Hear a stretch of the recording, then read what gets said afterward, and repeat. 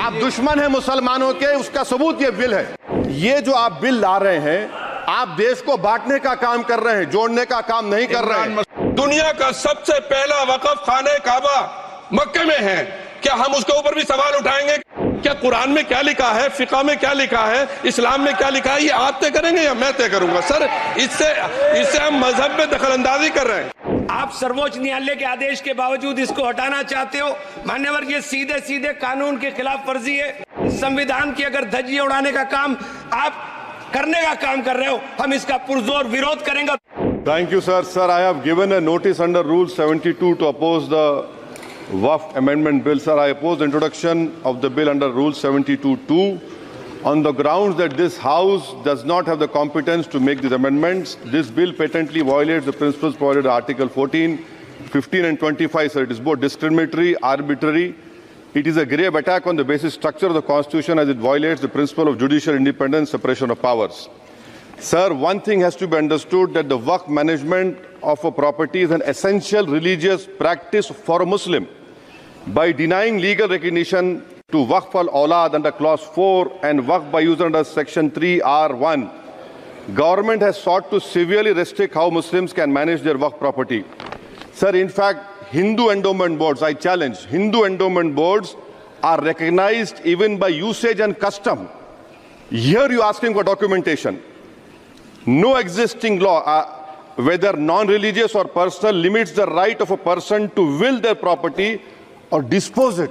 But what you are doing over here, a Hindu can give through will his complete property to his daughter or son. I as a Muslim cannot do, I can only give 1/3.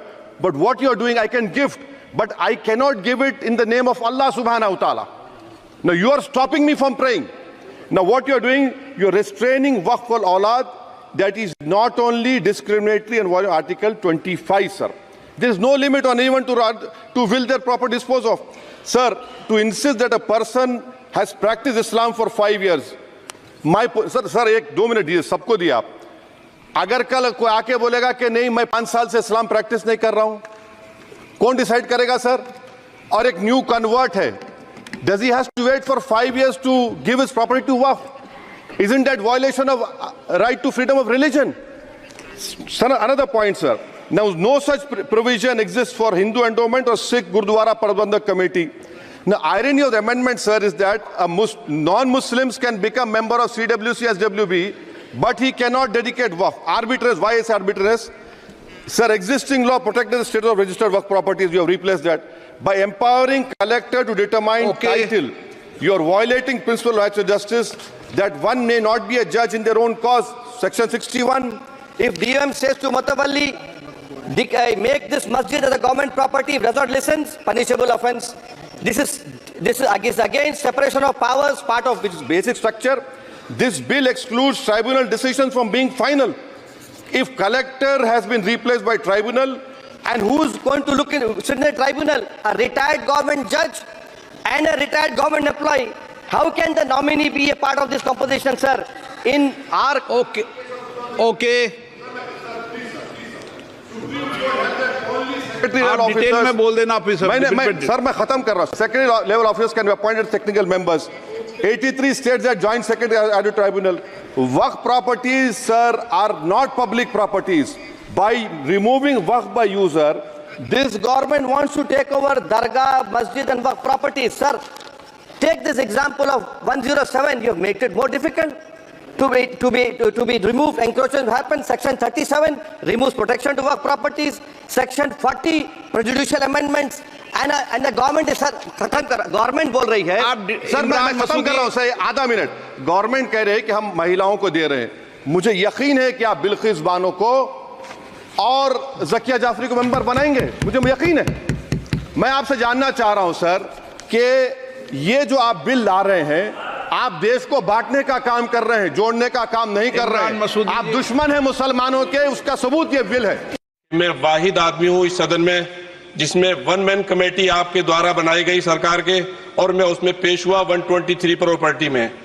Justice Aryan ने जो report पेश की, आज तक वक्फ board को नहीं बताया गया, चूंकि वो आपकी मंशा के खिलाफ थी और गवर्नमेंट की मंशा के मुताबिक नहीं थी। 123 प्रॉपर्टी में जब मंशा के खिलाफ हमारे नहीं आई, मंशा के मुताबिक नहीं आई, तो हमने 2 मैन कमेटी बनाई और 2 मैन कमेटी ने भी कोई रिपोर्ट वक्फ बोर्ड को नहीं दी, जबकि वक्फ एक्ट जो है 1995 जो है वो पार्लियामेंट से पास शुदा है कि हम पार्लियामेंट के जो एहतराम है उसका नहीं कर रहे, उसके हुकूक का। इसी तरह से सर सूबाई हुकूमतों को इख्तियार दिया गया। सर हिंदू एंडोमेंट में जो कर्नाटका और तमिलनाडु में है वहां कोई मुस्लिम नहीं हो सकता, और 26 में आर्टिकल 26 का वायोलेशन है। 4 धाम में ये लिखा हुआ वाज़े तौर पर कि सिर्फ हिंदू होगा। बिहार उड़ीसा में भी यही लिखा हुआ है।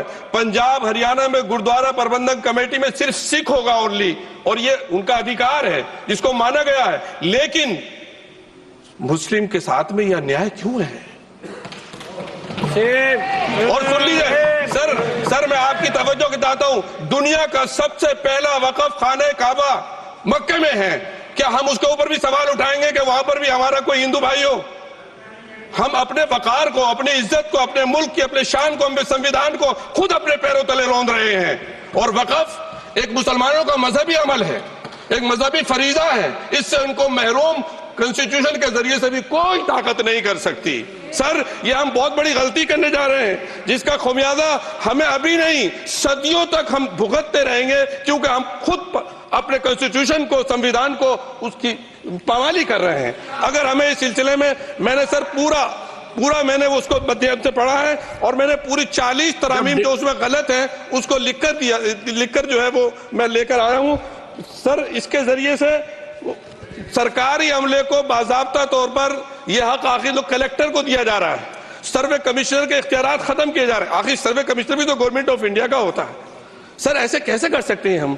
और फिर सर उसमें मेरे मजहब के मुतालिक चीजें हैं तो वो कैसे कोई दूसरा तय करेगा? क्या कुरान में क्या लिखा है, फिक़ा में क्या लिखा है, इस्लाम में क्या लिखा है, ये आप तय करेंगे या मैं तय करूंगा? सर इससे हम मजहब में दखल अंदाजी कर रहे हैं, इंटरफेरेंस ऑफ द रिलीजन कर रहे हैं। सर इस तरह के कवानीन से मुल्क की शाख को नुकसान पहुंचेगा। कॉन्स्टिट्यूशन की स्पिरिट हम खत्म कर देंगे, और अगर ये होगा तो कोई भी अकलियत, कोई भी माइनॉरिटी अपने आप को हिंदुस्तान में सेफ नहीं करेगी। पिछले दिनों सिखों के साथ भी ये हुआ, और कुछ ईसाई भाइयों के साथ भी इस तरह के वाकयात हुए हैं, जिसकी वजह से सब लोग अपने आप को असहाय महसूस कर रहे हैं। 10 साल से जो मुल्क में माइनॉरिटीज के साथ, उनके हुकूक के साथ, उनके रिलीजन फ्रीडम के साथ जो खिलवाड़ किया जा रहा है, उससे रूह कांप जाती है। और ऐसा महसूस होता है कहीं ऐसा ना हो कि जनता इन हुकूक के लिए, कॉन्स्टिट्यूशन को बचाने के लिए दोबारा सड़कों पर आ जाएगी। माननीय अध्यक्ष जी, मैं वक्फ संशोधन विधेयक 2024 को विरोध करता हूं। मान्यवर, हम लोग संविधान की कसम खा करके यहाँ आए और इस संविधान की धज्जियां इस विधेयक के अंदर उड़ाने का काम किया जा रहा है। आर्टिकल 15 के अंदर धर्म, नस्ल, जाति, लिंग, जन्म स्थान के आधार पर भेदभाव करने को, मान्यवर मैं आपकी हंसी को समझ रहा हूं, लेकिन ये बहुत गंभीर और महत्वपूर्ण विषय है। अभी हमारे माननीय सदस्य कह रहे थे कि मंदिर और मस्जिद के मसलों में फ़र्क नहीं कर पा रहे। मैं बताना चाहता हूं, वक्फ बोर्ड मस्जिदों का प्रबंधन करने का काम करता है। वक्फ बोर्ड के तहत ही मस्जिदें सारी की सारी आती हैं, और वक्फ बोर्ड की शक्तियों को आप ख़त्म कर करके डीएम राज ला करके उन तमाम प्रॉपर्टीज़ के ऊपर लगभग 8 लाख एकड़ प्रॉपर्टी पूरे देश के अंदर वक्फ बोर्ड के पास है। आप वक्फ बोर्ड की प्रॉपर्टियों को खुर्द-बुर्द कराने की जो साजिश लोग कर रहे हैं, उन साजिशों को बल देने का काम कर रहे हैं। साथ मैं आप माननीय अध्यक्ष जी आपसे कहना चाहता हूं कि आर्टिकल धारा 9 के तहत ये जो CWC संरचना में बदलाव किया गया है, मैं मान्यवर बताना चाहता हूं कि बंदोबस्ती प्रबंधन के अंदर जब दूसरे धर्म का व्यक्ति शामिल नहीं किया जा सकता, तो वक्फ बोर्ड के अंदर ये शर्त क्यों लगाने का काम किया जा रहा है? और आप अगर शर्त भी लगा रहे हैं तो मैं आपसे एक बात पूछना चाहता हूं कि जो कब्जे पर प्रॉपर्टी के ऊपर पूरे देश के अंदर वक्फ की प्रॉपर्टी के ऊपर कब्जे हुए हैं, उन कब्जों को कब्जा मुक्त करा करके अगर कानून लाते के उनको कब्जा मुक्त करा के वहां पर हम लोग शिक्षण संस्थाएं चलाएंगे।